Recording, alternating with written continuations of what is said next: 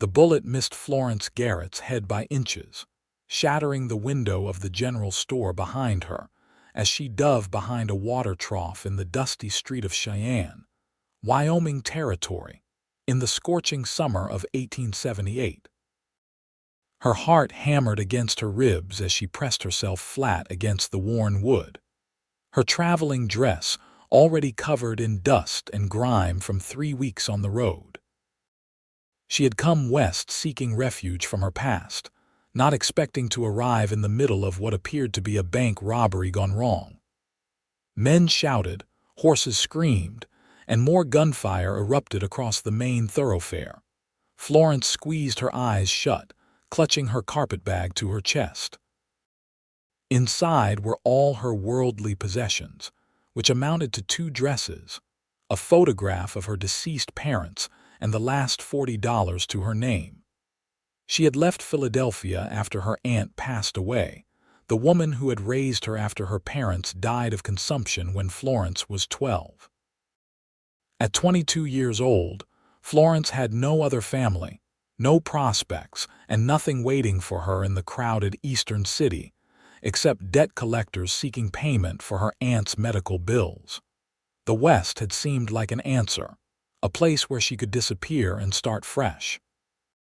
Several advertisements in the Philadelphia newspaper had caught her eye, all seeking women to come west as mail-order brides, domestics, or teachers. Florence had responded to an advertisement for a housekeeper position at a ranch outside Cheyenne, lying through her teeth in her letter about her domestic capabilities. The ranch owner, a widow named Mrs. Thornton, had written back promptly, offering her the position and sending money for the train fare. The only problem was that Florence could not cook beyond boiling water for tea, and her cleaning skills were non-existent. Her aunt had been an eccentric scholar who believed women should pursue education rather than domestic duties, and had hired help for all household tasks while encouraging Florence to read, study languages, and engage her mind. Florence spoke 3 languages fluently, could discuss philosophy and literature with ease, and had read more books than most men twice her age. But she could not bake bread, mend clothing properly, or manage a household to save her life. She had planned to learn quickly, to somehow muddle through until she gained competence. Now, hiding behind a water trough while bullets flew, she wondered if she would even survive long enough to face that particular humiliation. The gunfire ceased abruptly. Florence heard the thunder of hooves retreating, then cautious voices emerging from nearby buildings. She remained frozen, too frightened to move. "You can come out now, miss. They are gone." The voice was deep, calm, and surprisingly gentle given the chaos that had just unfolded. Florence slowly lifted her head and found herself looking up at a tall man in dusty cowboy attire. He stood with one hand resting casually on his gun belt, the other extended toward her to help her up. His face was sun-bronzed and lean, with strong features that might have been carved from the rocky landscape itself. Dark hair curled slightly beneath his worn hat, and his eyes were a striking blue-gray that reminded her of a storm gathering on the horizon. "Are you hurt?" he asked, his gaze sweeping over her with what appeared to be genuine concern. Florence shook her head, not trusting her voice. She accepted his hand, noting the calluses and strength as he pulled her effortlessly to her feet. She was not a small woman, standing nearly 5 feet 8 inches tall, but this man still topped her by several inches. "Samuel Wade, madam," he introduced himself, tipping his hat. "I am the deputy sheriff here in Cheyenne. Sorry about your welcome to town. The Fletcher gang has been causing trouble for months. We have been trying to catch them, but they are slippery as eels." "Florence Garrett," she managed, her voice shaking only slightly. "I just arrived on the afternoon train. I am supposed to meet Mrs. Thornton. She hired me as her housekeeper." Something flickered across Samuel's face, an expression she could not quite read. Surprise, concern. It vanished so quickly she thought she might have imagined it. "Mrs. Thornton," he repeated slowly. "I see. I am afraid I have some difficult news, Miss Garrett. Mrs. Thornton passed away 2 weeks ago. Heart gave out suddenly. She went peacefully in her sleep, according to Doc Henderson." The words hit Florence like a physical blow. She swayed slightly, and Samuel's hand immediately steadied her elbow. "I am sorry," he continued, his voice gentler now. "Did you come all the way from back east, Philadelphia?" Florence whispered. The world seemed to tilt around her. No position, no money to return home. $40 would not last long, even in a place as rough as Cheyenne. "She sent me train fare. I sold everything I owned to pay my aunt's debts before I left. I have nowhere else to go." Samuel was quiet for a moment, studying her with those storm cloud eyes. Florence wanted to cry but refused to break down in the middle of the street in front of this stranger, deputy or not. She had not cried when her aunt died, had not cried during the long, lonely train journey west, and she would not cry now. "Come on," Samuel said finally, picking up her carpetbag from where it had fallen in the dust. "Let us get you somewhere safe and figure this out. The boarding house serves decent food, and Mrs. Chen, who runs it, is kind. I will stand you for a room and a meal while we work out what to do." "I cannot accept charity," Florence protested automatically, though her stomach had been growling for hours. She had eaten only bread and cheese for the last 2 days, trying to conserve her limited funds. "It is not charity.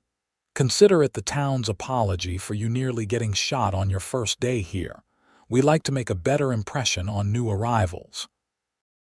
Despite everything, Florence felt a small smile tug at her lips. "You have a strange way of greeting newcomers. We do try to be memorable." Samuel gestured down the street. "The boarding house is this way. Can you walk, or should I fetch a wagon?" "I can walk." Florence straightened her shoulders, brushing ineffectively at the dust covering her dark blue traveling dress.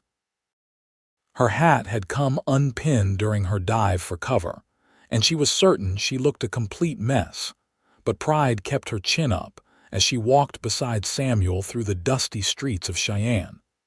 The town was smaller than she had expected, though it seemed to be growing rapidly.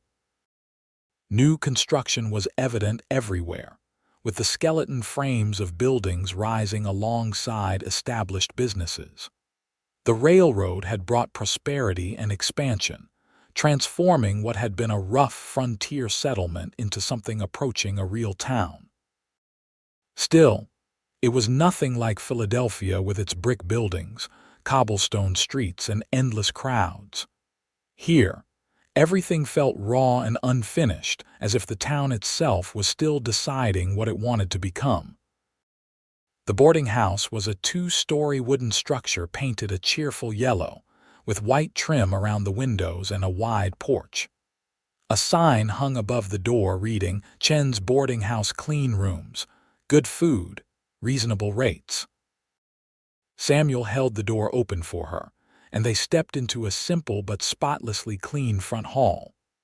The smell of something savory cooking made Florence's stomach clench with hunger. A small Chinese woman emerged from a side room, wiping her hands on her apron. She looked to be in her 40s, with her hair pulled back severely and sharp, intelligent eyes that took in Florence's disheveled state in an instant. "Samuel," she greeted the deputy warmly, then turned her attention to Florence. "You must be the young lady who nearly got shot. News travels fast in this town. I am Mei Chen. You look hungry. Come sit. I will bring food." Before Florence could protest, she found herself ushered into a small dining room with several tables covered in cheerful checkered cloths. Samuel pulled out a chair for her, and she sank into it gratefully, her legs suddenly shaking with delayed reaction to everything that had happened. Mrs. Chen returned shortly with bowls of steaming beef stew, thick slices of fresh bread, and strong coffee. Florence's manners warred briefly with her hunger, and hunger won. She ate quickly, trying not to appear too desperate, while Samuel sat across from her drinking coffee and quietly filling Mrs. Chen in on Florence's situation. "Mrs. Thornton was a good woman, Mrs. Chen said sadly, settling into a chair. "Many people miss her. Her ranch, though, that is a problem. Her nephew came from Denver to settle the estate. He plans to sell everything and return east. I heard he already sold most of the cattle." "When is he leaving?" Samuel asked. "Tomorrow, I think." "He is staying at the hotel, cannot wait to be gone. Says Wyoming is too uncivilized for his tastes." Mrs. Chen's tone made it clear what she thought of that opinion. Florence finished her stew and set down her spoon, feeling slightly more human now that she had eaten. "Then, I truly have nothing. No position, no prospects." She took a deep breath, determined to face reality squarely. "I suppose I shall have to find some other form of employment. Are there any positions available in town?" Mrs. Chen and Samuel exchanged a look that Florence could not interpret. "What kind of work did you do back east?" Mrs. Chen asked carefully. "I helped my aunt with her research. She was a scholar, studied ancient languages and history. I read to her, took notes, organized her papers, corresponded with other scholars on her behalf. I also speak French and German fluently and can read Latin and Greek." Florence heard how useless these accomplishments sounded even as she listed them. "I know that is not particularly helpful here." "Can you teach?" Samuel asked. "The town has been trying to establish a proper school, but we have had trouble keeping teachers. The last one married a rancher and moved 30 miles north." Florence's heart leaped with hope. "I could try. I have never taught before, but I am educated and I am good with children." This last part was a slight exaggeration. She had limited experience with children, but how difficult could it be? "The problem is the school will not open until fall, and even then the pay is minimal," Mrs. Chen said gently. "Maybe $30 a month, and that is if the town council approves the budget. Meanwhile, you need somewhere to stay and a way to eat." "I can work," Florence insisted. "I am not afraid of hard work. Surely someone needs help with something." Samuel was quiet, turning his coffee cup slowly in his hands. Florence got the sense he was considering something carefully. "I might have a solution," he said finally, "but it is not what you are probably expecting and you might not be interested." "I am listening," Florence said. "I have a small ranch about 5 miles outside town. Nothing fancy, just a cabin, a barn, and a few acres. I run some cattle, breed horses, do enough to supplement my deputy pay. The problem is, I am useless at keeping house. I can live rough when I am out on the range, but the cabin is getting to be a disaster. Clothes need mending. I eat mostly beans and hardtack because I cannot cook worth a damn, and the whole place needs a proper cleaning. I have been thinking about hiring someone to help, but I have not gotten around to it." He met Florence's eyes directly. "I could offer you room and board in exchange for housekeeping and cooking. The cabin has 2 rooms, so you would have privacy. I know it is not ideal, a single woman living on a ranch with a single man, but Mrs. Chen could vouch for my character. I would treat you with complete respect, and you would be safe. It would give you a place to stay while you figure out your next steps, and if the teaching position comes through in the fall, you could take it." Florence's mind raced. The offer was generous, perhaps too generous, but what choice did she have? She could not afford the boarding house for more than a few days, and she had no other prospects. Besides, there was something about Samuel Wade that made her want to trust him. He had kind eyes, and he had helped her without expecting anything in return. The only problem was the cooking and cleaning part. Florence felt her face flush with embarrassment. She had to tell him the truth. It would be worse to accept the position and then have him discover she was completely incompetent. "Mr. Wade," she began, then stopped, gathering her courage. "I need to be honest with you. I cannot cook or clean." She said it quickly, forcing the words out before she lost her nerve. "I know I said I was hired as a housekeeper, but I lied in my letter to Mrs. Thornton. I was desperate, and I thought I could learn. But the truth is, I have never cooked a proper meal in my life, and my cleaning skills are virtually non-existent. My aunt believed in education over domestic training, and she hired help for all household tasks. I can read Greek and discuss philosophy, but I cannot bake bread or wash clothes properly. I am sorry. I should have told you immediately." Florence waited for disappointment or anger to cross Samuel's face for him to withdraw the offer. Instead, something unexpected happened. Samuel smiled. It was a genuine smile that reached his eyes and transformed his serious face, making him look younger and surprisingly handsome. "Neither can I," he said simply. Florence blinked. "What?" "I cannot cook or clean either," Samuel repeated, amusement evident in his voice. "Well, I can do the bare minimum to survive, but nothing worth bragging about. My mother died when I was 10, and my father raised me and my brothers on the ranch. He taught us everything about working cattle, breaking horses, fixing fences, and surviving in rough country. But cooking beyond basic trail food, cleaning beyond shaking out a bedroll, those were not priorities. When I am out on the range, I can make do with what I have. But keeping a proper house, I am terrible at it, Mrs. Chen laughed, a bright sound that made both Florence and Samuel turn to look at her. "This is true. I have seen Samuel's cabin. It is a disgrace. I keep telling him he lives like a wild animal." "Thank you for that, Mrs. Chen," Samuel said dryly, but his smile remained. "So what are you proposing?" Florence asked, confused but intrigued. "That we both live in squalor together. I am proposing we figure it out together," Samuel said. "You are educated and you can learn, right? And I can learn too. Between the two of us, we ought to be able to keep one small cabin running. Mrs. Chen could teach us cooking. There are books about household management. We will muddle through."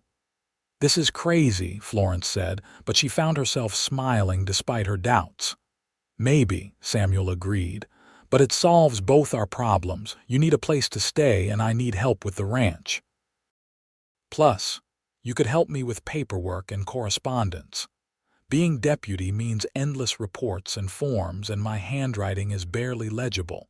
If you can help with that, it would be worth whatever household disasters we create." Florence considered the offer. It was unconventional, certainly. Probably inappropriate by Eastern standards. But this was Wyoming territory where different rules seemed to apply. And Samuel seemed genuinely kind. She trusted her instincts about people, and her instincts said he was honest and decent. "What will people say?" she asked, voicing the concern she knew she should have. "About a single woman living on your ranch, some will gossip," Samuel admitted. "But Mrs. Chen is respected in town. If she vouches for the arrangement being proper, most people will accept it. And frankly, you will be safer at my ranch than trying to make it on your own in town. Cheyenne is growing fast, and not everyone who comes here has good intentions." "I will vouch for Samuel," Mrs. Chen said firmly. "He is a good man. And I will come visit regularly to check on you both and teach you some cooking. I cannot let you starve or poison yourselves." Florence took a deep breath. "Then I accept. Thank you, Mr. Wade. Call me Samuel. If we are going to be learning to keep house together, we should probably use first names." "Samuel," Florence repeated, testing how it felt on her tongue. "And you should call me Florence." "Florence," he said, and something about the way he said her name made her stomach flutter in a way that had nothing to do with hunger. That night, Florence slept at the boarding house in a small but comfortable room that Samuel paid for despite her protests. Mrs. Chen had lent her a nightgown and helped her wash the dust from her hair. As Florence lay in the narrow bed, listening to the unfamiliar sounds of the frontier town outside her window, she wondered what she had gotten herself into. She had come west seeking a fresh start, and she had certainly gotten one. Just not the one she had expected. The next morning dawned clear and hot. Samuel arrived at the boarding house after breakfast, leading a gentle mare and a sturdy wagon. He had cleaned up, Florence noticed. His face was freshly shaven, his dark hair still damp, and he wore a clean shirt though his pants and boots were still worn and dusty.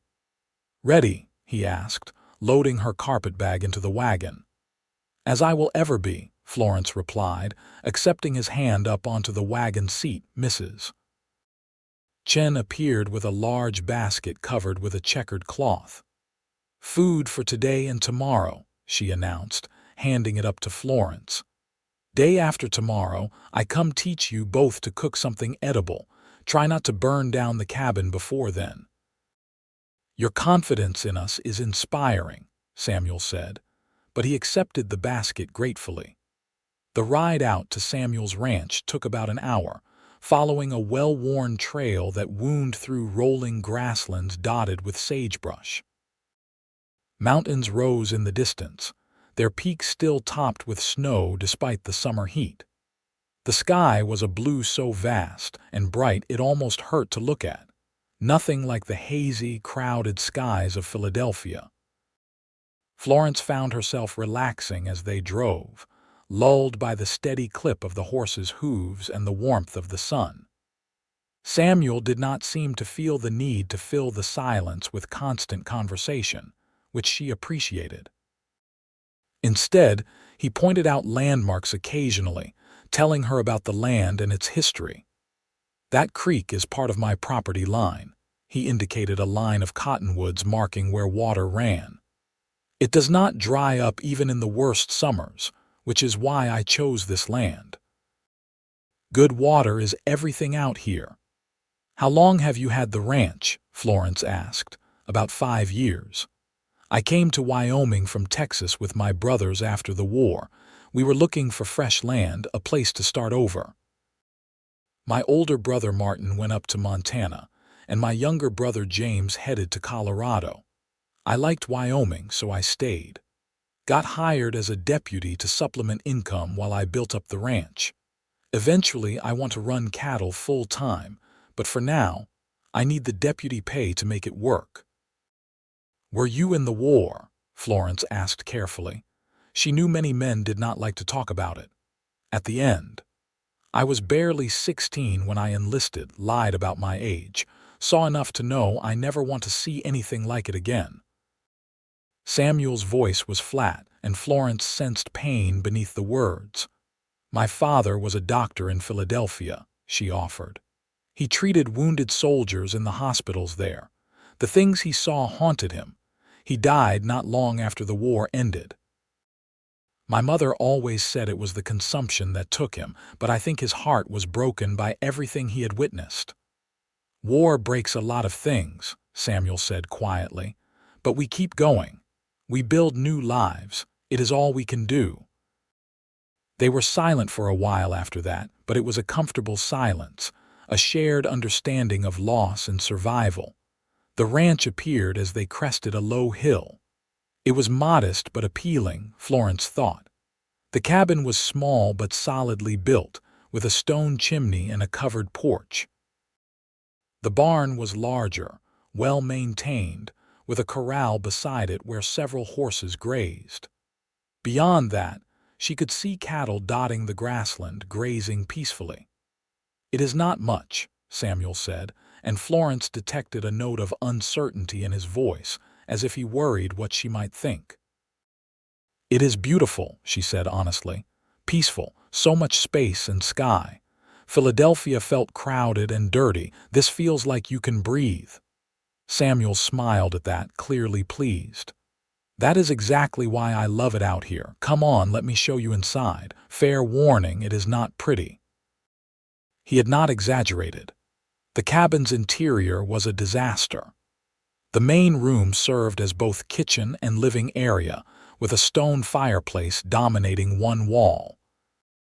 A rough-hewn table and 2 chairs occupied the center of the room, both covered with papers, tools, and what appeared to be saddle-making equipment. Dirty dishes were piled in a bucket near a hand pump over a deep sink.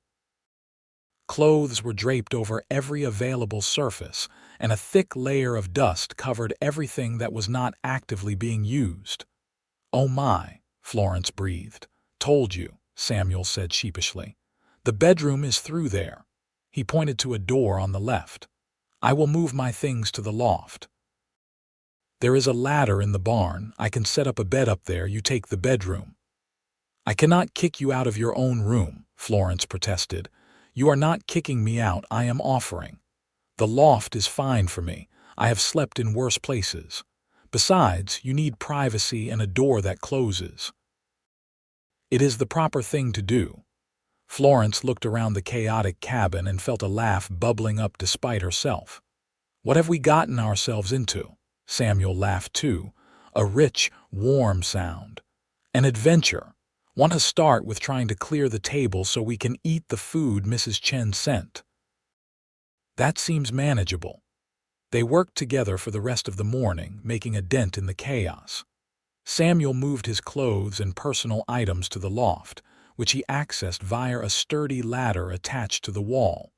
Florence swept the floors, creating clouds of dust that made them both cough. They washed dishes in water from the pump, and Florence was grateful that at least this task was straightforward, even if she was slow and awkward at it. By noon, the cabin looked marginally better. The table was clear, the dishes were washed and stacked, and the floors were visible. The bedroom now contained only a simple bed with a straw mattress, a small dresser, and a trunk for Florence's meager belongings. It was Spartan but clean, with a window that overlooked the creek and the mountains beyond. They ate the lunch Mrs. Chen had packed, sitting on the porch in the shade. The food was delicious: cold chicken and biscuits, fresh cheese and apples. Florence was ravenous after the morning's work. "I have never worked so hard physically in my life," she admitted, rubbing her sore arms. "I am discovering muscles I did not know I had. You will get used to it. Your body adapts quickly out here." Samuel leaned back against the porch post, looking relaxed and content. "This afternoon I need to check on the cattle and mend some fence. You can come with me if you like, or rest here. The cabin is safe. I keep a rifle above the door, but you probably will not need it. We do not get much trouble out this way." "I would like to come with you," Florence said. "I want to learn about the ranch, about how things work here." Samuel looked pleased. "I will teach you to ride properly then." "Can you ride at all?" "I have ridden in the park a few times, sedate rides with a proper saddle. Nothing like what I imagine you mean by riding." "We will start easy. Come on, let me introduce you to the horses." In the barn, Florence met Samuel's small herd. There was Thunder, his own horse, a large black gelding with a white star on his forehead. There was Daisy, the gentle mare he had led to town that morning, and there were 3 others, all in various stages of training. "I breed and train horses to sell," Samuel explained. "It is good income, and I enjoy the work. Each horse has its own personality, its own way of thinking. You have to understand them, work with them, not against them." He saddled Daisy for Florence, showing her how to check the cinch, how to adjust the stirrups.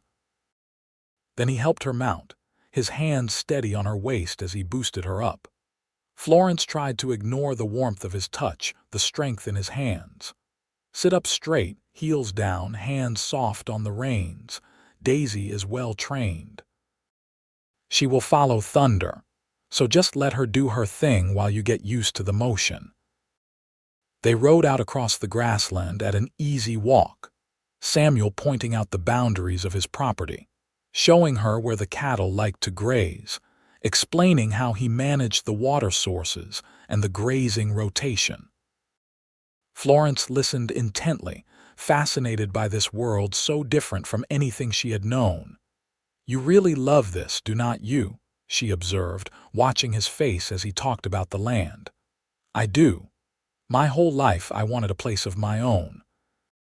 Not working someone else's land, not fighting someone else's war.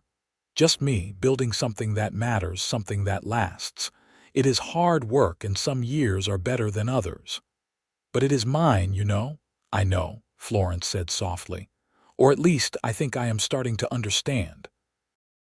I never had anything that was truly mine.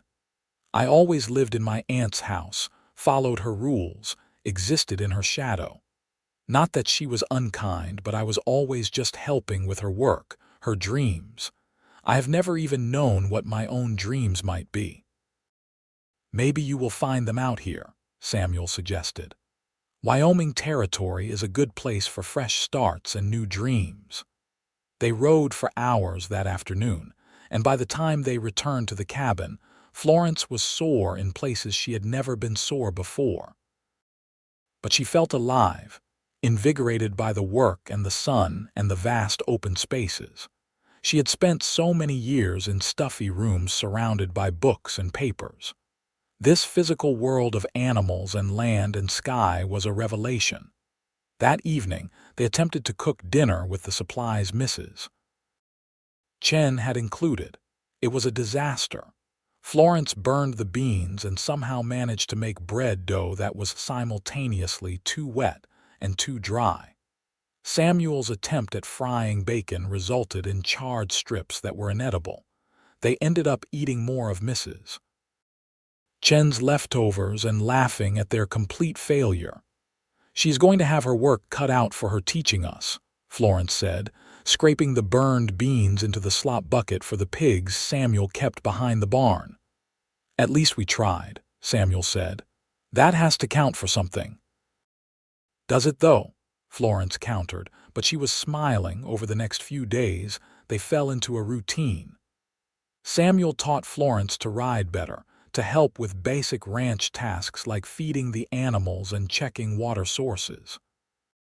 Florence organized his paperwork, writing out his deputy reports in her clear, elegant handwriting, helping him with correspondence. They attempted cooking with varying degrees of success, producing meals that ranged from barely edible to outright disasters. When Mrs. Chen arrived on the third day as promised, she surveyed their efforts with a mixture of amusement and despair. "How have you both survived this long?" she asked, examining a pot where something unidentifiable had burned to the bottom. "Determination and luck," Samuel said. "Mostly luck," Mrs. Chen rolled up her sleeves. "Very well. Today I teach you to make 3 simple things that will keep you alive. Biscuits, stew, and beans that do not taste like charcoal. Pay attention." Florence and Samuel both stood at attention like students before a stern teacher. Mrs.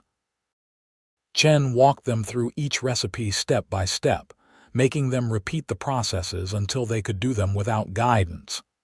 By the end of the afternoon, they had produced edible biscuits, a passable beef stew, and beans that actually tasted like food. "You must practice," Mrs. Chen instructed. "Every day, cook something. It will get easier. And Florence, I brought you a book." She pulled a worn volume from her bag and handed it to Florence. "It is a household manual. It explains cooking, cleaning, preserving food, all the things you need to know. Read it. Study it like you studied your Greek." "Thank you," Florence said, genuinely touched by the kindness, "for everything, for helping us, for not judging." Mrs. Chen patted her hand. "We all help each other out here. That is how we survive. Besides, I like you both. You work hard, you try, you laugh at yourselves. These are good qualities." Before she left, Mrs. Chen pulled Florence aside while Samuel was putting away the horses. "He is a good man," she said quietly. "I have known him since he came to Cheyenne. honest, hardworking kind. He has had his share of sorrow, but he does not let it make him bitter. You could do far worse. Florence felt her cheeks flush. I am not looking for anything like that. This is just a practical arrangement. Mrs. Chen smiled knowingly. Of course. But sometimes the best things come from practical arrangements. Keep an open heart, child. That is all I am saying.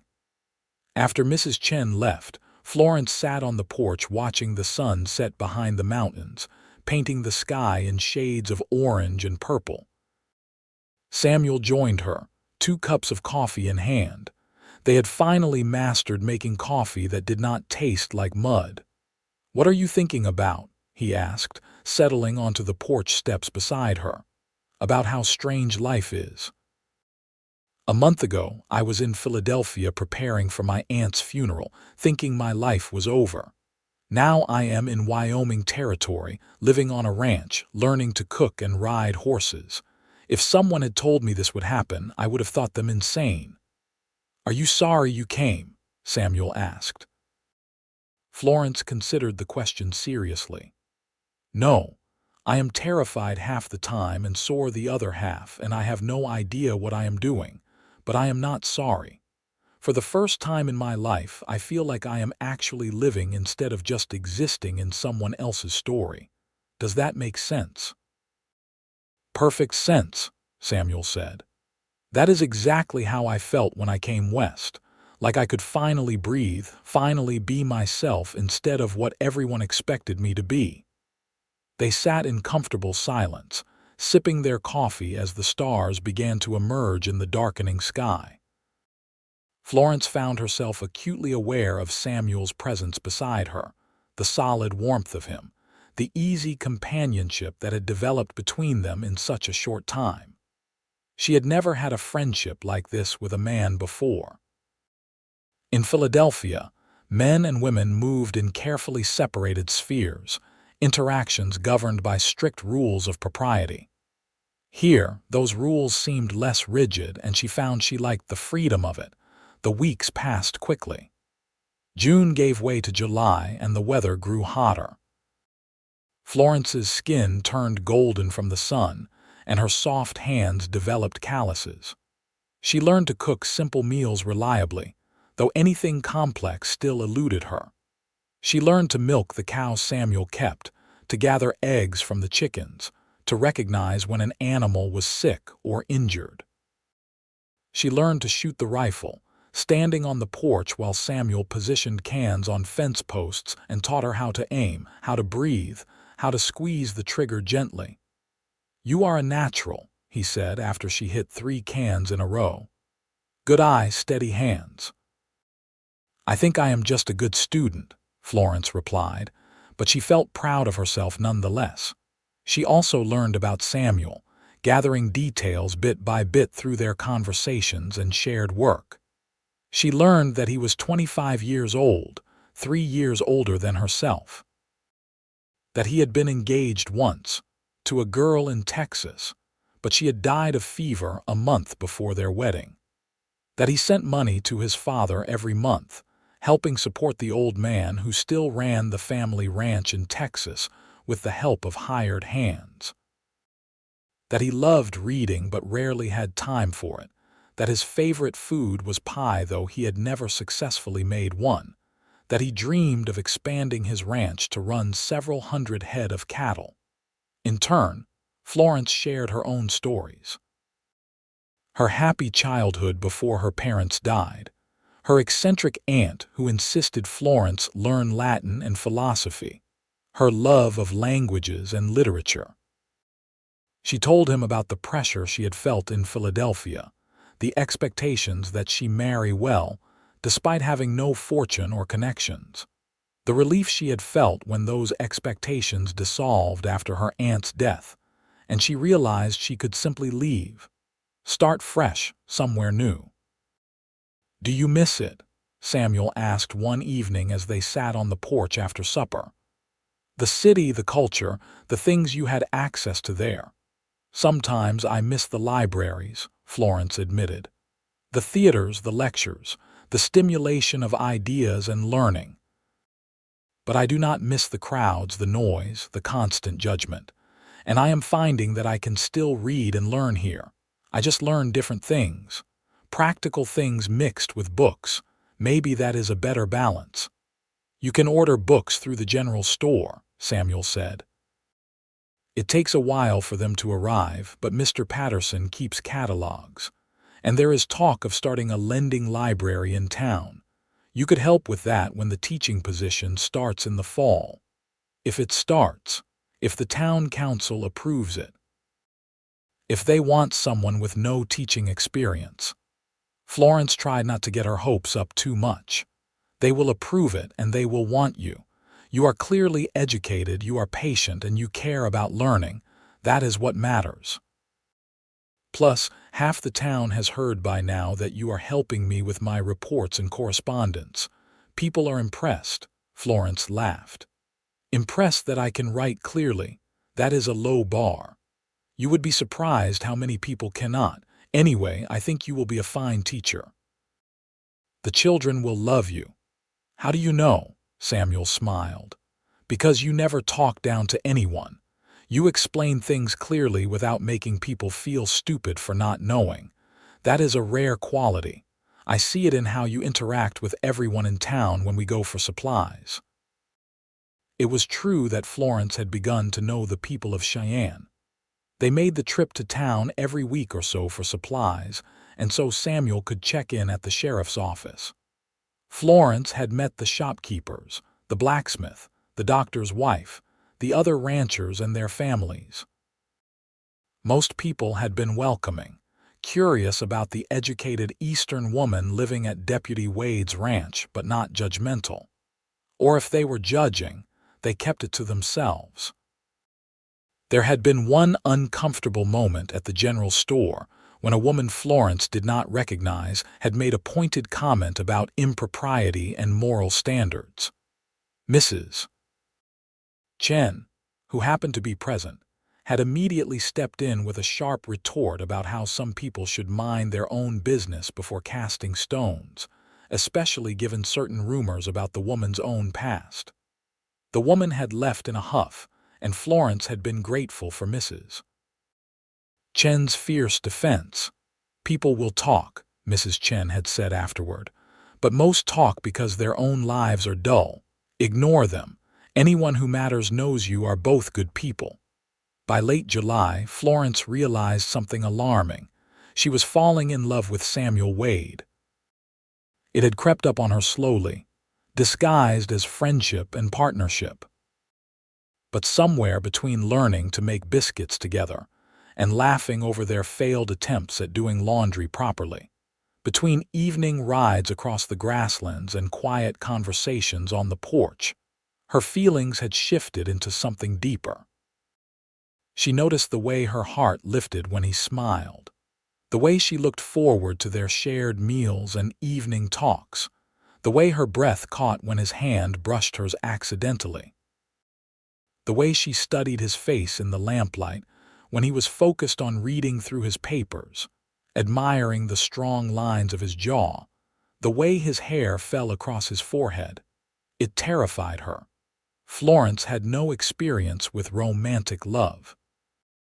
She had had suitors in Philadelphia, men interested in her despite her lack of fortune, but she had never felt anything beyond polite interest. This feeling for Samuel was entirely different, consuming and exhilarating and frightening all at once. She tried to hide it, to maintain the friendly partnership they had established. She could not risk ruining what they had built by admitting feelings he might not share. Samuel had offered her kindness and help when she needed it most. She would not repay that by making things awkward between them. But hiding her feelings grew harder as August arrived. The summer heat was intense, and work had to be done early in the morning and late in the evening to avoid the worst of it. This meant long afternoons when they retreated to the relative cool of the cabin, often sitting together while Samuel worked on his reports and Florence read or mended clothes, a skill she was slowly learning with the help of the household manual Mrs. Chen had given her. One afternoon, during a particularly hot spell, they had gone to the creek to cool off. Florence had worn her oldest dress, not caring if it got wet, and they had waded into the shallow water, splashing each other like children. Samuel's laugh had been bright and unguarded, and when he had suddenly slipped on a rock and caught himself by grabbing Florence's arm, pulling them both off balance, they had ended up sitting in the creek, water rushing around them, both soaked and laughing. Their faces had been close, so close Florence could see the individual drops of water on Samuel's eyelashes, could feel his breath on her cheek. For a moment, frozen in time, she had thought he might kiss her. She had wanted him to kiss her with an intensity that shocked her. But then Samuel had released her arm and stood up, offering his hand to help her up, and the moment had passed. They had walked back to the cabin in silence, the playful mood broken by something neither of them could name. That night, lying in her bed and listening to the sounds of Samuel moving around in the loft above her, Florence had admitted to herself that she was in love. Deeply, completely, terrifyingly in love. And she had no idea if Samuel felt anything beyond friendship for her. She resolved to keep her feelings to herself, at least for now. In the fall, if the teaching position came through, she would move to town. Perhaps some distance would help her sort out her heart, or perhaps it would break her heart. She tried not to think too hard about which outcome was more likely. Samuel was also struggling, though Florence did not know it. He had not planned to fall for his unconventional housekeeper. He had genuinely meant to offer her a practical solution to both their problems, nothing more. But Florence Garrett had gotten under his skin in ways he had not anticipated. He loved her quick mind, the way she was interested in everything, always asking questions, always wanting to understand how things worked. He loved her determination, the way she kept trying even when she failed spectacularly at something. He loved her laughter, bright and uninhibited, so different from the proper, restrained women he had known. He loved the way she looked in the morning with her dark hair escaping its braid, concentrating fiercely on flipping flapjacks without burning them. He loved the way she sat on the porch in the evenings, face turned up to the stars, looking like she belonged in this wild landscape. He loved the way she had taken to ranch life, unafraid of hard work, finding joy in small accomplishments like successfully sewing a button back onto his shirt or managing to keep bread dough from sticking to everything. But Samuel had no right to those feelings. Florence was educated, cultured, refined. She had come west out of desperation, not choice. Once she got on her feet, once the teaching position came through, she would move to town. She would meet suitable men, men who could give her a comfortable life, men who had not been broken by war and hardship. She deserved someone better than a cowboy deputy struggling to make a small ranch viable. So Samuel kept his feelings locked away, treating Florence with friendly respect, maintaining the boundaries of their arrangement. It was becoming increasingly difficult, especially during moments like the one at the creek when he had held her close and wanted nothing more than to kiss her. But he managed, barely. He told himself it was for the best. He told himself he was protecting their friendship. He told himself he would get over these feelings eventually. He was lying to himself, and deep down he knew it. The situation came to a head in late August during the Cheyenne Frontier Days celebration. The town had organized a festival with horse races, roping competitions, dancing, and a community dinner. Samuel had promised to participate in some of the competitions, and Florence had been looking forward to seeing more of the community gathered together.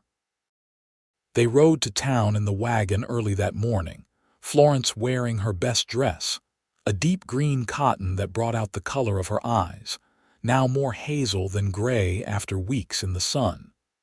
She had pinned her hair up carefully, and Samuel had noticed, but tried not to stare. The town square was packed with people, ranchers and their families coming in from miles around. There was music, laughter, the smell of food cooking. Florence felt a surge of affection for this rough little town that had become her home. Samuel competed in the roping competition and won, his skill with a lasso evident from years of working cattle. Florence cheered for him, her pride obvious. He competed in a horse race and came in second, which he seemed perfectly content with. "Thunder is bred for endurance, not speed," he explained to Florence afterward, his face flushed with exertion. But he gave it a good effort. The afternoon stretched into evening, and as the sun set, musicians set up for dancing. A platform had been built in the town square, and lanterns were strung overhead, creating a magical atmosphere. Florence watched the couples beginning to gather, feeling a pang of longing. She had not danced in years, not since a few formal events in Philadelphia that she had attended with her aunt. "Would you like to dance?" Samuel appeared at her elbow, his voice slightly nervous. Florence's heart leaped. "I would love to." Samuel led her to the platform and took her hand as a waltz began. He was a better dancer than she had expected, moving with the same easy grace he showed on horseback. They swirled across the platform with the other couples, and Florence felt like she was floating. "Where did you learn to dance?" she asked, surprised and delighted. "My mother taught all of us boys before she died. She said we might be ranchers, but that did not mean we had to be uncivilized. My brothers and I would practice together, taking turns being the lady. We were terrible at first, stepping all over each other's feet." Florence laughed, charmed by the image. "I think your mother would be proud. You are quite good." "I have a good partner," Samuel said, and something in his voice made Florence look up at him. His eyes held hers, and in the lantern light, she saw something there that made her breath catch. Something warm and intense and unmistakable. "He feels it too," she realized with a shock. "He feels what I feel." The waltz ended and another dance began, something faster. They remained on the platform, adapting to the new rhythm, neither willing to break the moment. They danced through 3 more songs, speaking little, but the air between them felt charged with everything they were not saying. Finally, breathless and overheated, they retreated from the platform to get some punch. Samuel fetched 2 cups from the refreshment table while Florence fanned herself with her hand, trying to cool down and also trying to calm her racing heart. "Florence." She turned to find a man approaching her, someone she did not recognize. He was well dressed, perhaps in his late 30s, with slicked back hair and a smile that did not quite reach his eyes. "I am sorry, have we met?" Florence asked politely. "Not formally. I am Robert Mitchum. I own the bank here in Cheyenne. I have heard a great deal about you, the educated Eastern lady staying at Wade's ranch. I was hoping you might honor me with a dance." Before Florence could respond, Samuel appeared beside her, handing her a cup of punch. His expression was carefully neutral, but Florence sensed tension in him. "Mitchum," Samuel acknowledged with a curt nod. "Wade, fine roping today. Impressive as always." Mitchum's tone was pleasant, but Florence detected an undercurrent of something less friendly. "I was just asking Miss Garrett if she would dance with me." Florence did not want to dance with this man. Something about him made her uncomfortable, though she could not pinpoint exactly what. But she also did not want to be rude. "Thank you for the offer, but I am rather tired from dancing," she said, hoping that would be enough. "Perhaps later, then." "I do hope to have a chance to speak with you more, Miss Garrett. A woman of your education and refinement is a rare find in these parts. We should become better acquainted." "Miss Garrett and I were just about to head back to the ranch," Samuel said, his voice firm. "We have an early morning tomorrow." Mitchum's smile turned knowing. "Of course. You two have quite the arrangement, I understand. Very modern, very unconventional. The implication in his tone was clear and insulting. Samuel's jaw tightened and Florence felt anger flare up in her chest. "Our arrangement is none of your concern, Mr. Mitchum," she said coldly, drawing herself up to her full height. "Mr. Wade has been nothing but a gentleman and a friend. If you are implying otherwise, you are both wrong and offensive." Mitchum raised his hands in mock surrender. "No offense intended, I assure you. I merely meant to observe that you are quite independent. It is admirable. Well, I shall let you both go. Good evening." He walked away, and Samuel's hand found Florence's elbow, steadying her. "Are you all right?" he asked quietly. "I do not like that man," Florence said, her voice shaking slightly with suppressed anger. "There was something about him. The way he looked at me, the way he spoke. It felt wrong." "Mitchum is trouble," Samuel agreed, his voice grim. "He came to Cheyenne about 2 years ago, bought the bank, and has been using his position to gain control of properties. He loans money at high interest rates, then forecloses when people cannot pay. He has been circling the small ranchers, including me, looking for opportunities. He made me an offer on my ranch last spring, got angry when I refused to sell. Why would he want your ranch, the water? My creek is one of the most reliable sources in the area. Control the water, control the land around it. It is an old story out here. Men have killed for less." Florence felt a chill despite the warm night. "Do you think he is dangerous?" "I think he is ambitious and not particularly concerned with how he achieves his goals. But he is careful, stays just inside the law. It is hard to prove anything against him." Samuel guided her toward where they had left the wagon. "Come on, let us head home. I have had enough of town for one day." The ride back to the ranch was quiet, both of them lost in thought. The moon was bright, illuminating the trail and casting the landscape in silver. Florence kept thinking about the dancing, about the moment when she had looked into Samuel's eyes and seen her own feelings reflected back at her, about what might have happened if Mitchum had not interrupted. When they reached the cabin, Samuel helped Florence down from the wagon, his hands strong on her waist. For a moment they stood there in the moonlight, very close, not quite touching. The air between them felt heavy with possibility. "Florence," Samuel said softly, and her name on his lips was both a question and a prayer. "Yes," she whispered. "I need to tell you something. I have been trying to maintain proper boundaries, but after tonight, after dancing with you." He stopped, seemed to gather his courage. "You have become important to me. More than just a friend, more than just someone helping with the ranch. When you move to town in the fall, when you take the teaching position, I am going to miss you. More than I should, probably." Florence's heart was pounding so hard she thought he must be able to hear it. "I am going to miss you too," she said. "Samuel, I need to tell you something as well. These months we have spent together, learning and working side by side, they have been the happiest of my life. And it is not just the ranch or the freedom or the West. It is you. It has always been you." Samuel's eyes widened. "Florence, are you saying—" "I am saying I love you," Florence interrupted, the words tumbling out in a rush before she lost her nerve. "I love you, and I have been trying not to because I thought it would ruin everything, but I cannot help it. I love your kindness and your strength and the way you laugh at our disasters. I love how you treat me like an equal partner instead of some delicate thing to be protected. I love everything about you, and I know I probably should not, but I do." For a moment, Samuel just stared at her, and Florence felt panic rising. She had misread everything. He did not feel the same way. She had just ruined their friendship by confessing feelings he did not share. Then Samuel smiled, that wonderful smile that transformed his whole face, and he cupped her cheek with one calloused hand.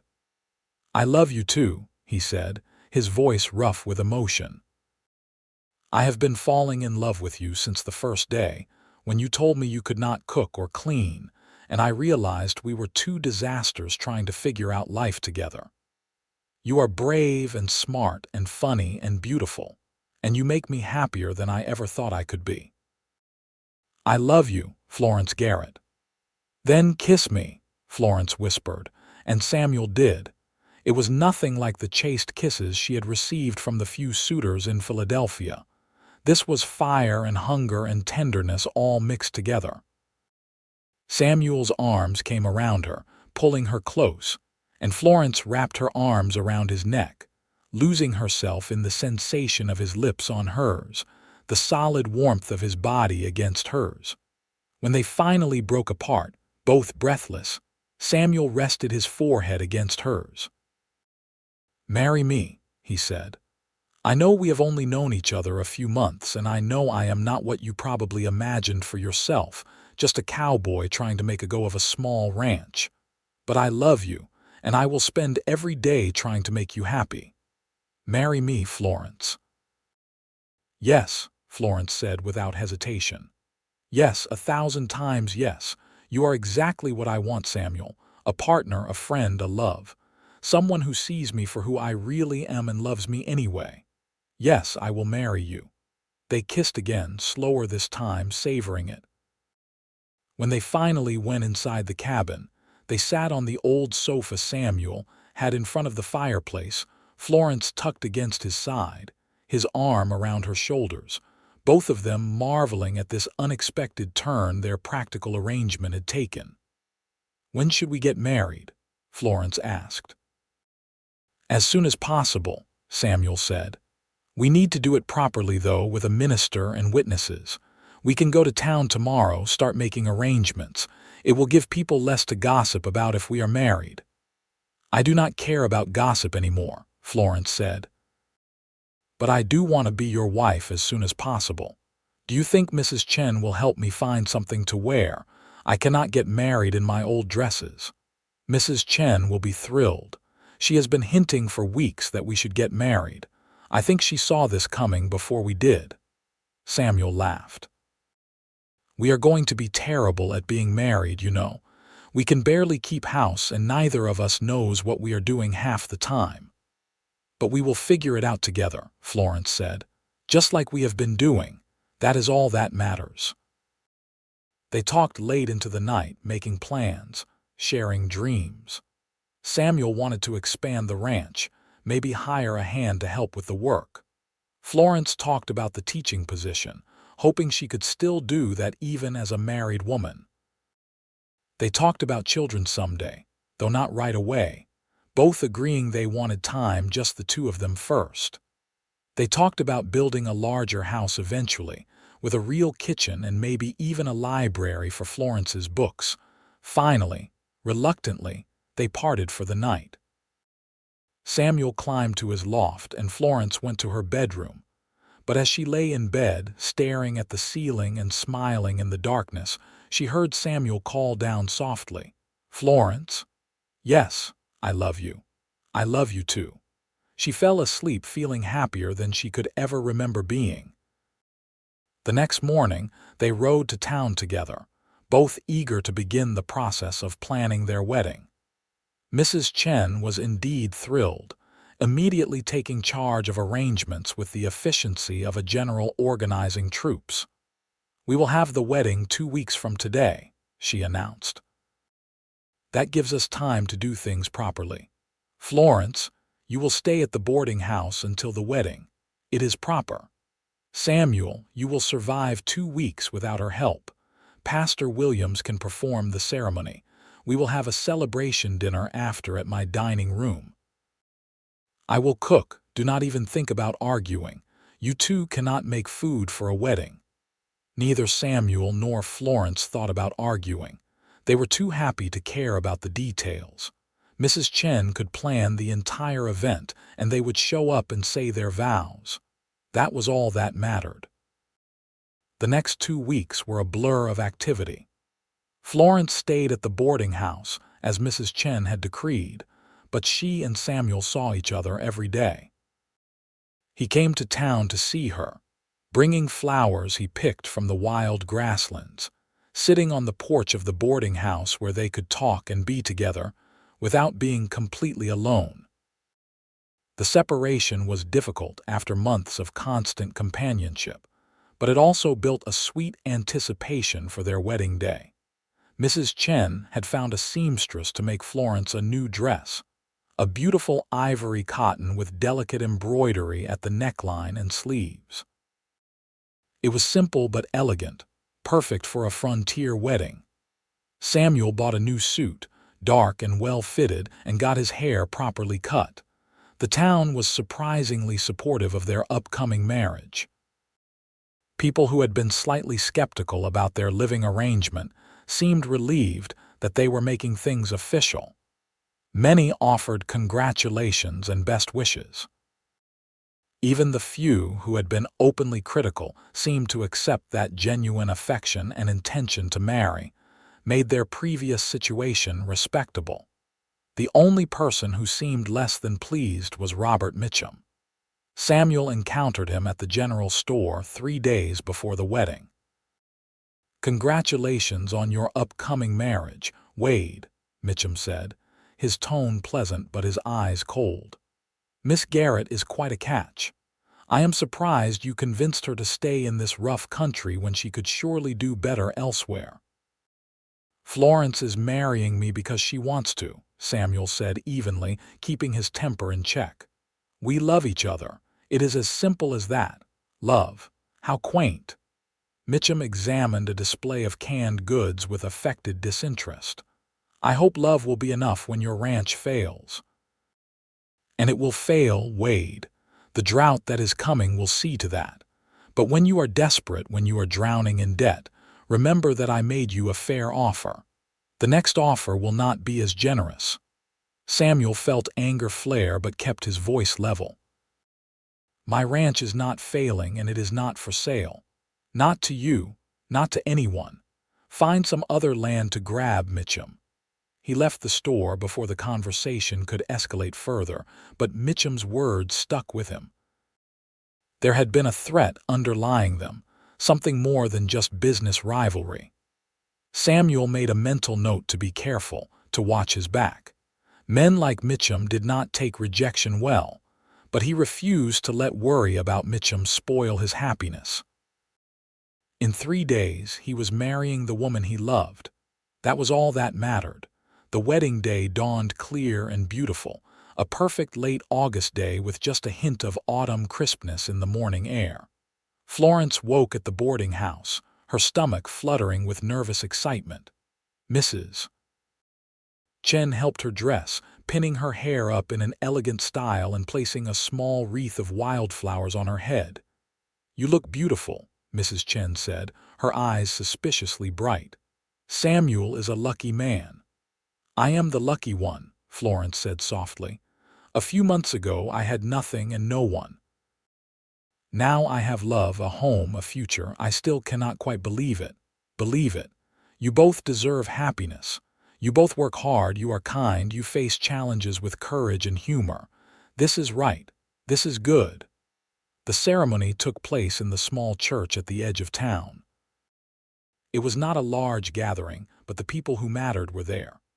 Mrs. Chen stood with Florence, and Sheriff Miller, Samuel's boss and friend, stood with him. Dr. Henderson and his wife attended, along with several other townspeople and ranchers who had befriended them. When Florence walked down the short aisle and saw Samuel waiting for her, her heart felt so full she thought it might burst. He looked handsome in his new suit, his eyes shining with love and happiness. She took her place beside him and they joined hands, speaking their vows before God and their community. "I, Samuel Wade, take you, Florence Garrett, to be my lawfully wedded wife. I promise to love you, honor you, be your partner in all things. I promise to face whatever comes with you by my side. I promise to keep trying, keep learning, keep building a life with you. I give you my heart, my name, and all that I have. I, Florence Garrett, take you, Samuel Wade, to be my lawfully wedded husband. I promise to love you, honor you, be your partner in all things." I promise to face whatever comes with you by my side. I promise to keep trying, keep learning, keep building a life with you. I give you my heart, my trust, and all that I am." Pastor Williams pronounced them husband and wife, and when Samuel kissed her, the small congregation erupted in applause and cheers. Florence laughed against his lips, joy bubbling up inside her. They were married. The celebration at Mrs. Chen's boarding house was warm and joyful. She had prepared an incredible feast, and people ate and drank and danced. Samuel and Florence accepted congratulations and good wishes from their friends, both feeling overwhelmed by the kindness and support. As the sun began to set, they said their goodbyes and climbed into the wagon for the ride back to the ranch. Back to their home, Florence thought with wonder. Their home together, officially now. The cabin was exactly as they had left it, simple and small but clean and welcoming. Samuel lifted Florence over the threshold, making her laugh, then set her down gently in the main room. "Welcome home, Mrs. Wade," he said softly. "It sounds strange," Florence admitted, "but wonderful. I am Florence Wade now. That will take some getting used to." "We have the rest of our lives to get used to it," Samuel said, pulling her close. "I love you, Florence, my wife." "I love you, Samuel, my husband." They kissed, and this time there was no need to hold back, no propriety to maintain. Florence was Samuel's wife, and he was her husband, and the cabin was their home. They had all the time in the world. That night, in the quiet privacy of the bedroom that was now theirs to share, Samuel was gentle and patient with Florence, guiding her through intimacies she had only vaguely understood before. There was awkwardness and uncertainty, as there always is with first times, but there was also love and trust and a willingness to learn together. Just like everything else in their relationship, they figured it out as they went, laughing at awkward moments and marveling at the closeness and connection they were building. Afterward, lying in Samuel's arms in the darkness, listening to his steady heartbeat beneath her ear, Florence felt a profound sense of peace and rightness.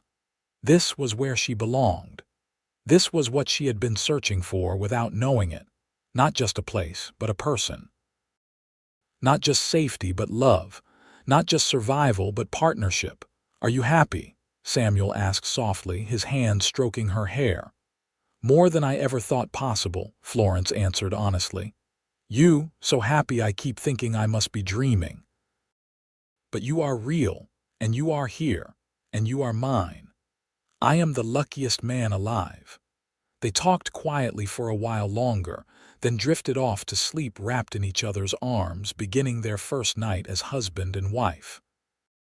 The months that followed were a period of adjustment and growth for both of them.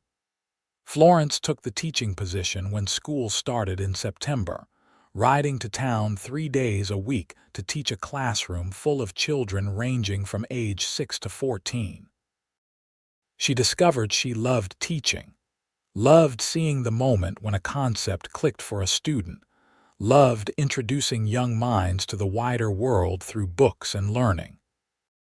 The rest of her time was spent at the ranch, working alongside Samuel to keep their home running and their small cattle operation profitable. They were still not great at cooking and cleaning, but they had improved significantly.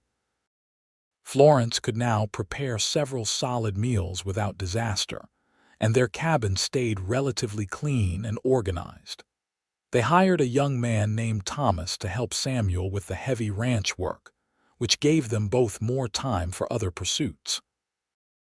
In October, Robert Mitchum foreclosed on the property neighboring Samuel's ranch.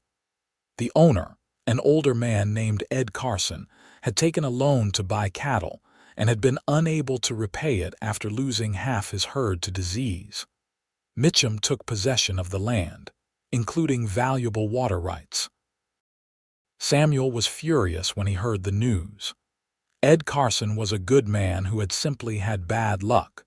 Mitchum had known Ed was struggling and had offered the loan specifically to set up the foreclosure. It was predatory and cruel, even if it was technically legal. "He is going to keep doing this," Samuel told Florence grimly, "picking off the small ranchers one by one until he controls huge swaths of land, and we could be next. One bad year, one disaster, and we could be in the same position as Ed." "Then we need to make sure we are not vulnerable," Florence said practically. "We need to save money, avoid debt, be conservative in our expansion plans. And we need to work with the other small ranchers, support each other. There is strength in numbers." Samuel looked at his wife with renewed admiration. "You are right. We should organize, present a united front, maybe form an association, agree to help each other in tough times instead of turning to Mitchum's bank. Can you help me write letters to the other ranchers, set up a meeting?" "Of course. We can do it this week." The letter campaign worked. Most of the small ranchers in the area were worried about Mitchum's growing power and were eager to organize. They formed the Laramie County Ranchers Association, agreeing to share resources and support each other during difficult times. Samuel was elected as the association's first president, a role he took seriously. Mitchum was not pleased with this development, but there was little he could do about it. The association was legal and legitimate, and it made the small ranchers much harder to pick off individually. He turned his attention elsewhere, continuing to expand his land holdings, but finding the going slower now that people were wary of his methods. Winter came, and with it new challenges. Florence experienced her first Wyoming winter, marveling at the snow and the cold that was deeper and more intense than anything she had known in Philadelphia. The cabin was cozy, though, with the fireplace keeping the main room warm, and she found beauty in the stark white landscape.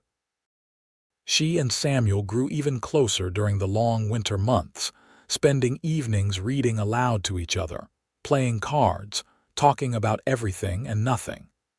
Samuel taught Florence to play chess, and she taught him basic French. They continued improving their domestic skills, and by December, they could actually produce a respectable Christmas dinner, though Mrs. Chen still brought several dishes to supplement their efforts. They hosted a Christmas gathering at the ranch, inviting Mrs. Chen, Sheriff Miller, Dr. Henderson and his wife, and several members of the Ranchers Association with their families. The small cabin was packed with people, warm with laughter and friendship. Florence looked around at the gathering and felt overwhelming gratitude. She had found not just a husband but a community, a place where she belonged. As the new year of 1879 arrived, Florence discovered she was pregnant. She had suspected for a few weeks, and Dr. Henderson confirmed it in early January. The baby would arrive in late summer. She was nervous telling Samuel, worried about how he would react.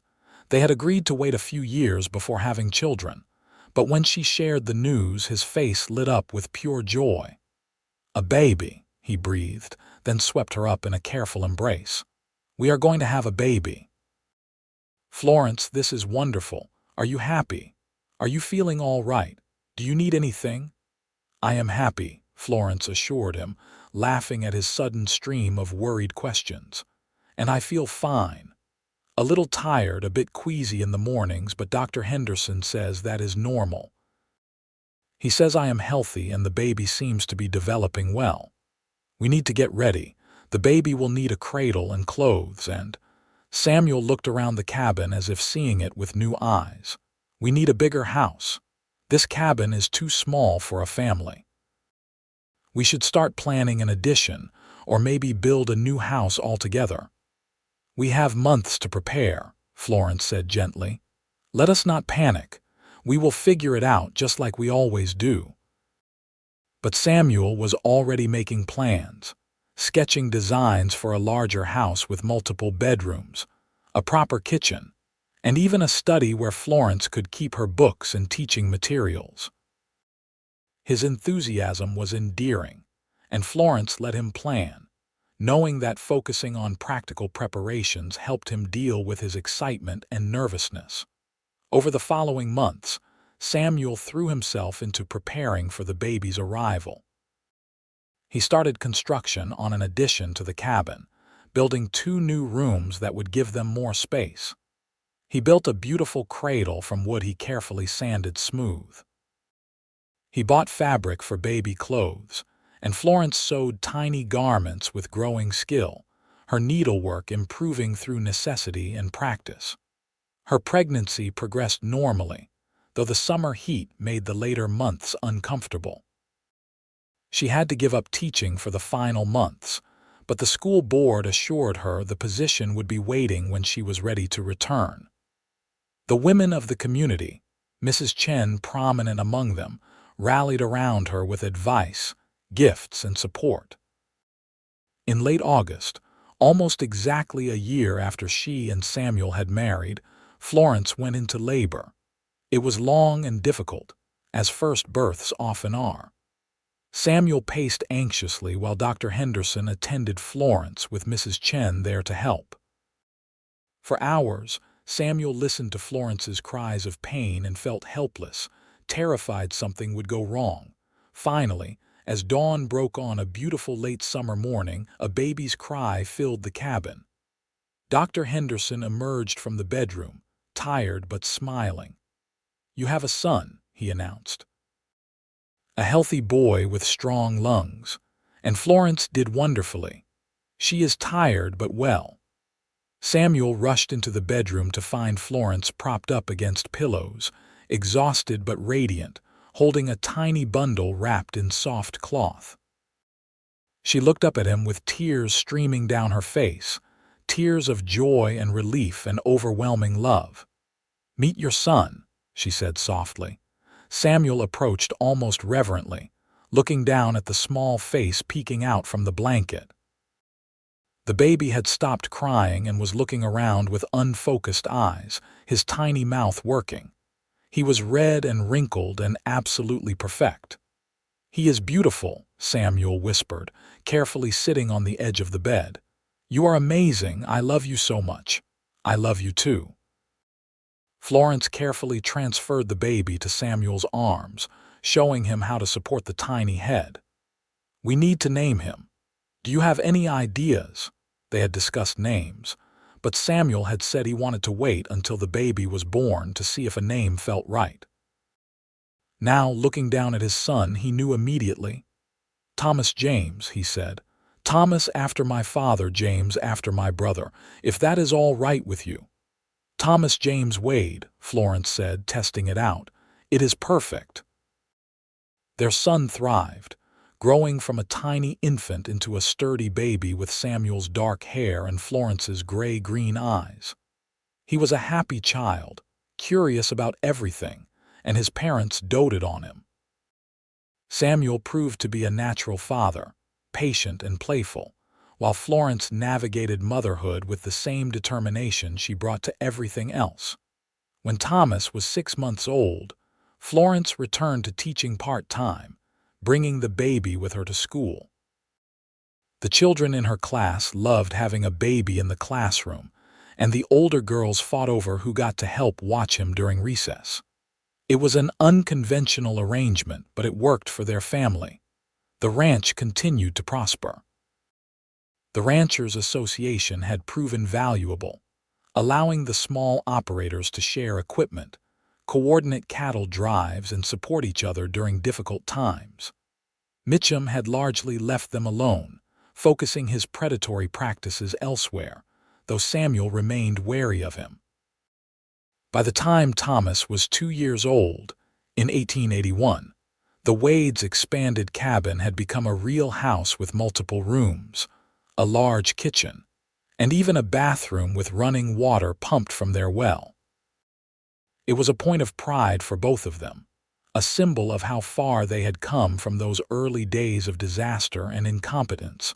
Florence discovered she was pregnant again in early 1882. This time, she was less nervous about the birth, knowing what to expect. Their daughter, Anna Florence Wade, was born in October of that year, arriving more quickly and easily than Thomas had.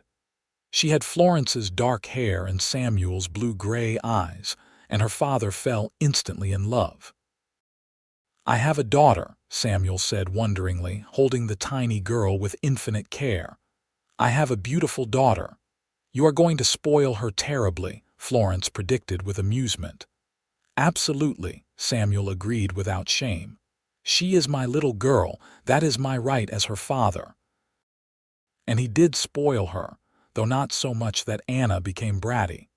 Both children were raised with love but also with expectations of good behavior, helpfulness, and respect. Thomas was gentle with his little sister, protective and caring even as a young child. The years passed, marked by seasons of work and celebration, challenges and triumphs. The ranch grew steadily, never becoming huge but achieving comfortable prosperity. Samuel was able to hire more hands, allowing him to focus on breeding quality horses and cattle while others handled daily operations. Florence continued teaching, becoming beloved by generations of students who passed through her classroom. In 1884, they had a third child, another son they named Peter, after Florence's father. Peter was a wild, adventurous child, always climbing things and getting into trouble, keeping his parents constantly busy but filling their lives with laughter. The town of Cheyenne continued to grow and develop. The railroad brought more people, more businesses, more civilization. The rough frontier town where Florence had arrived during a gunfight transformed into a thriving city, though it retained the independent spirit of the West. Mrs. Chen remained a close friend and adopted grandmother to the Wade children. She had sold her boarding house in 1883 and opened a restaurant in town, which became famous throughout the region for her excellent cooking. She trained both Florence and Samuel to cook properly over the years, and while they never reached her level of skill, they became competent enough that their children never went hungry or suffered through terrible food. Robert Mitchum's luck eventually ran out. In 1885, he was caught attempting to forge documents to claim land he did not own. He was arrested, tried, and sentenced to prison. His bank and land holdings were sold off, broken up among various buyers. Samuel, through the Ranchers Association, was able to purchase back the Carson property that had been foreclosed on years earlier, returning it to Ed Carson's son who had been working as a ranch hand to survive. By 1890, Samuel was 42 and Florence was 39. Their children were growing up. Thomas was 11, responsible and steady, already helping seriously with ranch work. Anna was 8, a bright girl who loved reading as much as her mother. Peter was 6, still wild and adventurous but beginning to settle down slightly. They sat on the porch one evening in early summer, watching the sunset paint the mountains in shades of gold and purple. The children were playing in the yard, their laughter carrying on the warm breeze. Florence leaned against Samuel's shoulder, his arm around her, both of them content. "Do you ever think about that first day?" Florence asked. "When I arrived in Cheyenne and nearly got shot and you helped me, all the time," Samuel admitted. "I think about how close I came to never meeting you. If you had arrived a day earlier or later, if I had been out on patrol instead of in town, our lives would be completely different. I would still be alone in that disaster of a cabin, eating burned beans and living in chaos." Florence laughed. "And I would probably be teaching in some other town, wondering why I felt like something was missing from my life. I am grateful every day that things worked out the way they did," Samuel said seriously. "That you were brave enough to come west, that you were honest about not being able to cook or clean, that you gave me a chance when I made that crazy offer of figuring it out together. I am grateful too." for your kindness, your patience, your willingness to build a life with someone who had no idea what she was doing. We have built something beautiful, Samuel. A family, a home, a life. And we did it together, just like you said we would." "Still together," Samuel said, kissing the top of her head. "Still learning, still figuring things out. Some things never change." "I would not want them to," Florence said softly. "This life, this family, you and me together through everything, it is more than I ever dreamed of having. You gave me a home, Samuel. Not just a house, but a place where I truly belong." "You gave me the same thing," Samuel said. "You made this house a home, made this ranch more than just land and cattle. You filled it with love and laughter and life. You are my partner, my love, my best friend. I cannot imagine any of this without you." They sat together as the stars began to appear, the children eventually coming to join them on the porch, tired from playing. Thomas sat on the steps, Anna curled up on Florence's lap, and Peter leaned against Samuel's side. This was their family, their world, their happily ever after. The years continued to pass, bringing the changes that time always brings. The children grew up, each finding their own path. Thomas took over more and more of the ranch operations, proving to be a skilled rancher like his father. He married a girl from town in 1897, and they built a house on Wade property, starting their own family while continuing to work the family ranch. Anna went to Denver to attend college, following in her mother's footsteps in pursuing education. She became a teacher like Florence, eventually returning to Cheyenne to teach at the school where her mother had once taught her. She married a doctor in 1900, and they settled in town, giving Florence and Samuel more grandchildren to spoil. Peter was the adventurous one, becoming a surveyor and traveling throughout Wyoming and Montana, mapping new territories. He eventually settled in Montana, married there but visited frequently, bringing his children to stay at the ranch every summer. By 1910, Samuel and Florence were in their 60s, grandparents to 12 grandchildren with more on the way. They had slowed down physically, but their minds remained sharp and their love for each other as strong as ever. The ranch was thriving under Thomas's management, grown to several thousand acres with substantial cattle and horse operations. The house had been expanded again, with wings added to accommodate visiting family members. It was a far cry from the tiny cabin where they had started their life together. Florence had retired from teaching in 1905, but remained active in the community, serving on the library board and helping to establish a scholarship fund for students pursuing higher education. Samuel had retired as deputy sheriff back in 1895 after 20 years of service, focusing entirely on the ranch until he turned most operations over to Thomas in 1908. They spent their days together, still learning new things, still enjoying each other's company. They traveled occasionally, visiting their children and grandchildren, seeing parts of the country they had never experienced. But they always returned to the ranch, to the land they had built their life on. One evening in the summer of 1912, they sat on the porch as they had done countless times over the 34 years of their marriage. The view had not changed much. The mountains were still majestic in the distance, the creek still burbled with reliable water, the sunset still painted the sky in impossible colors. "Are you happy, Florence?" Samuel asked, the same question he had asked so many times over the years. "So happy," Florence answered, the same answer she had given every time. "I have had a wonderful life, Samuel, more than I ever expected or deserved. I have been loved and I have loved.